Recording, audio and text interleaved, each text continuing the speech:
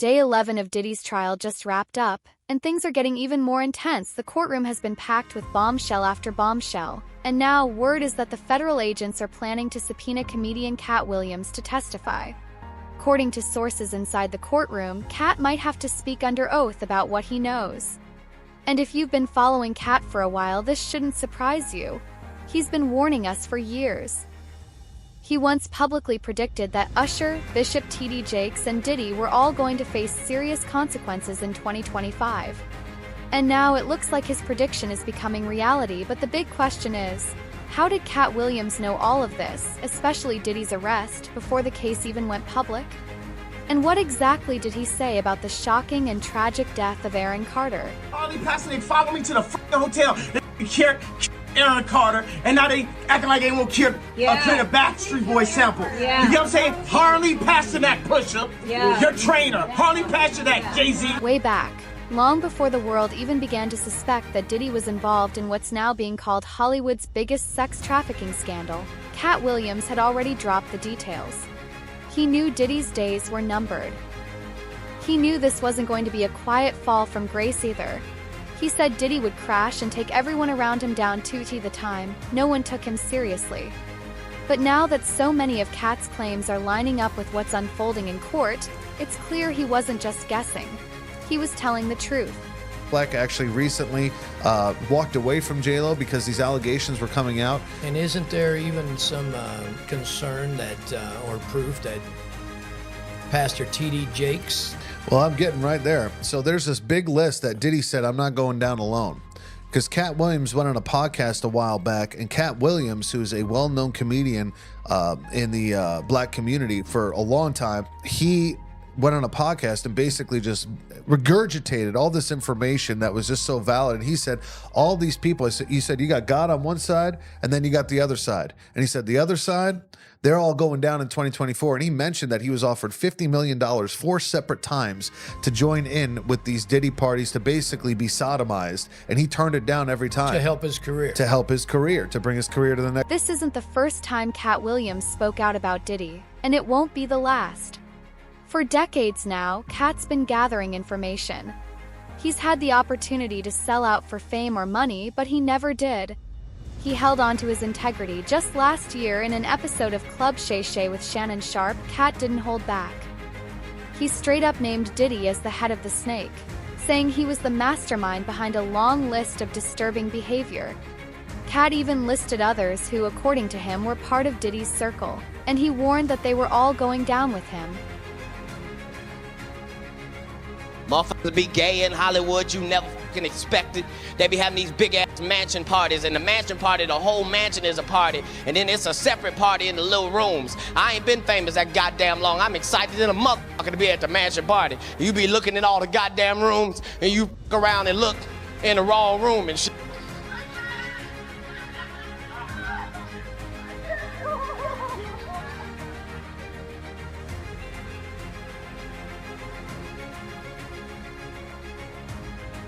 Come here, come here.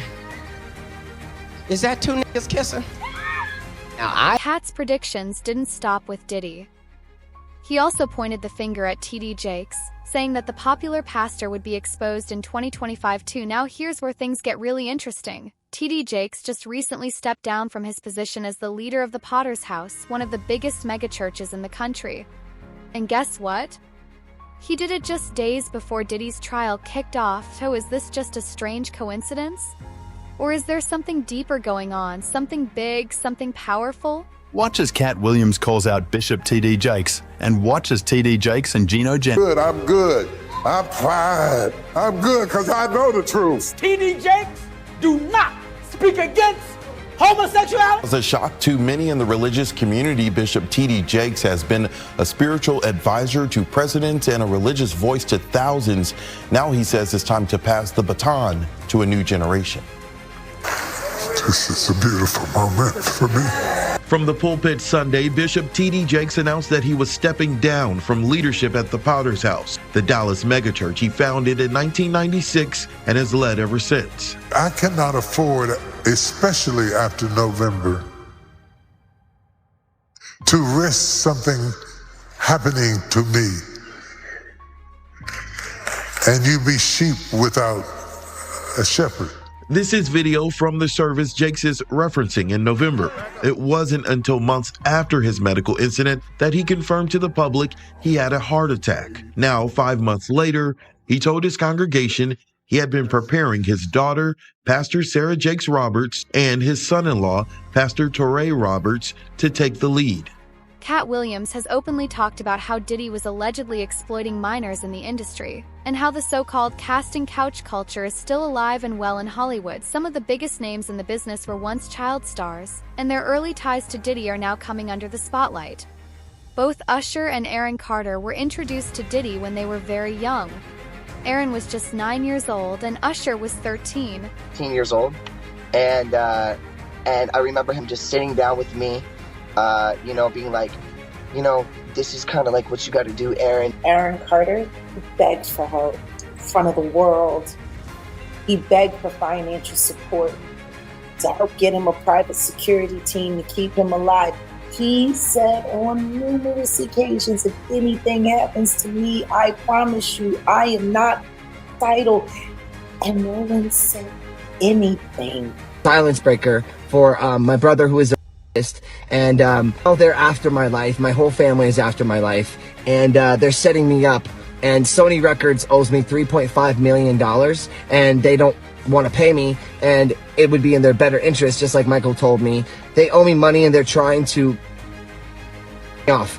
And I'm begging you, and I'm pleading you, help me raise $100,000 as soon as I can, so I can move to an undisclosed location where I am safe. They had cops come and check for a rope in my garage, saying I wanted to hang myself. Usher has admitted that even now, he has nightmares about the time he spent with Diddy. It's heartbreaking, especially when you realize what his own mother did. Usher's mom sent her 13-year-old son to go live with Diddy, without knowing anything real about the man. Being around that man, Sean Puffy Combs, I don't sleep to this day. I have a problem sleeping to this day. Like, yo, man, I'm here to work, man. I ain't sang in a week. I mean, I'm 13 years old, and I'm telling him, look, you're going to put me in the studio, man. You got Biggie Smalls in there. You got Craig Mack in there.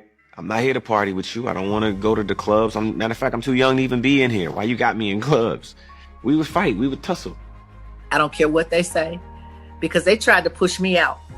They didn't want me in. They would actually say, you're too close to the project. No, I'm not. Because remember, Usher went to stay with Puffy. Now that was a business decision right there, because I didn't know Puffy. I didn't know him. How old was he? Usher was 15. He lost his voice. Physically or just? Puberty.